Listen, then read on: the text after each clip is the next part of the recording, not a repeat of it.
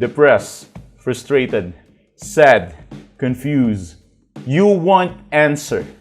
Let's talk. Give me a message sa page ko sa Philippine Dating Coach and you can have one-on-one coaching with Coach Baze, your dating coach. Just please subscribe to my channel and hit the bell button. Space. Some of you naiintindihan nito, maybe 90% or 80% na iintindihan ng space. And some of you hindi naiintindihan ng salitang space. Probably they are busy or hindi lang sila ganong interesado sa mga terminology na ginagamit ng mga Filipinos at American pagdating sa relationship terminology. Ngayon, ano nga ba ang ibig sabihin ng space? So, kung gets mo na to, siguro 90 or 85% ng mga viewers ko gets ang space. Pero for the sake of 10 or 15% ng mga viewers, no problem kung di nyo alam to. Ibig lang sabihin nun, masyado kayong busy sa buhay, di ba? So, ang ibig sabihin ng space is yung bagay na magkahiwalay kayo ng karelasyon mo at it's either nag-break up kayo or hindi kayo nag-break up. It's either hindi lang kayo nagkokontakan or hindi kayo nag-uusap. Nandun kayo sa point na talagang literal na meron kayong pagitan. Hindi kayo nag-chat, hindi kayo hindi kayo nagkakamustahan, hindi kayo nag-I love youhan. Space. Talagang space. Di ba? Parang gets naman natin yun eh. Meron munang pagitan sa inyong dalawa. Hindi muna kayo magkayakap at kayong dalawa ay magkalayo. Now, kung ikaw ang iniwan, probably maghapon magdamag hanggang madaling araw, hanggang paggising, pagtulog sa panaginip, ex mo pa rin ang nasa isip mo, which is kawawang buhay yan.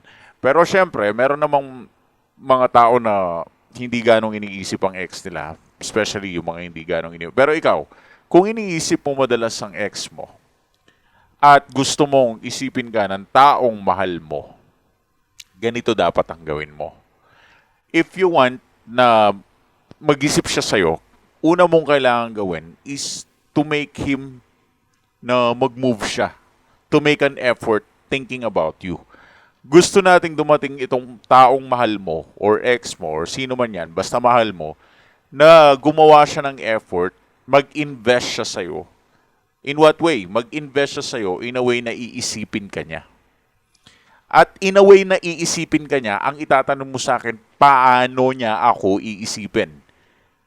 Okay, paano ka niya iisipin? Ngayon, hindi ka na niya iisipin kung ikaw ang nagiging dahilan para hindi siya mag-isip. Kung kukulitin mo, i-chat mo, gaganituin mo, magpaparamdam ka basta-basta, hindi ka magpapamiss, ba't ka pa niya iisipin? Nandiyan ka lang. 'Di ba? Pero mag-i-start ang curiosity kapag nakaramdam na siya na parang hindi na protektado yung trono niya.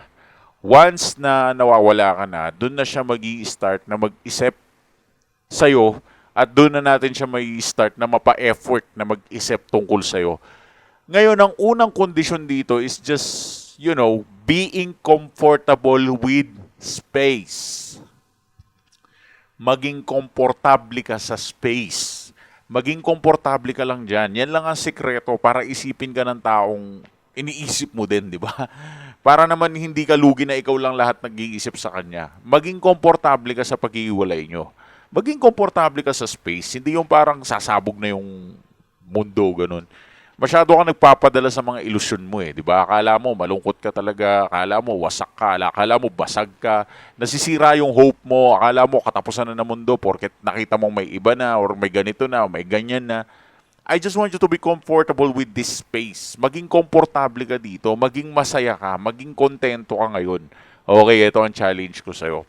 Once na naging komportable ka sa space na meron ka with your ex or with someone else's, kung ang karelasyon mo is, nasa stage kayo ng spacing, kapag naging komportable ka dyan, mas mataas ang chance na hindi ka gagawa ng anumang karumal-dumal na bagay para lamang siraan yung sarili mo towards your ex na papansinin mo, i-chat mo lagi, i-text mo lagi, guguluhin mo, mas tataas yung chances na magiging masaya ka at magiging more attractive ka.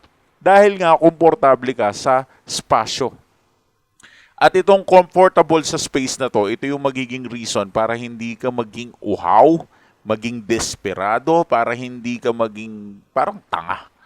Kasi nga, alam na alam mo na magmumukha kang tanga, magmumukha kang tungaw, magmumukha kang uhaw, magmumukha kang desperado, kapag kailangan mo talaga siya at hindi ka nagiging komportable sa space na meron ka ngayon. I just want you to be comfortable with this space. Enjoy. Diba? I urge you literally. Kung pwede sana, mag-focus ka muna sa trabaho mo. Kung pwede sana, mag-focus ka muna sa goal mo, sa mga friends mo, sa paggala nyo, paglabas nyo. Alam ko, mahirap, walang madali. Pero, kung magiging komportable ka sa buhay na wala siya, mas mapapadali lahat ng bagay sa'yo. Mas mapapadaling ma-attract mo siya at mapa-effort mo siya na isipin ka dahil maku-curious siya kung ano bang nangyayari sa'yo. Kung ano bang ginagawa mo at bakit para yatang napaka-misteryoso mo ngayong araw na to dahil feeling niya hindi ka niya maramdaman. Hinahanap-hanap niya yung presensya mo pero hindi niya mahawakan. Hindi ba mas maganda yung ganun? Tama? Anyways, kung gusto mo na mas malawak na explanation tungkol dyan, so just give us a message sa page namin sa Philippine Dating Coach. Thanks for watching.